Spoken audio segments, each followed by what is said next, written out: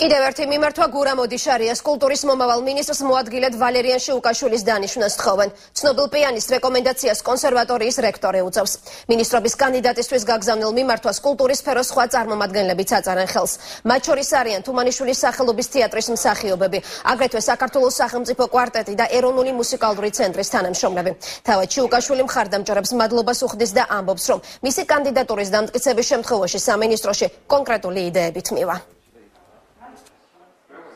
მე როგორც მოქმედ პიანისტს მომიწევს ჩემ ცხოვრებაში რაღაც ცვლილებები შევიტანო და რაღაცები დავთვალო, მაგრამ გადაწყვეტილება უნდა მიიღოს ბატონმა მინისტრმა.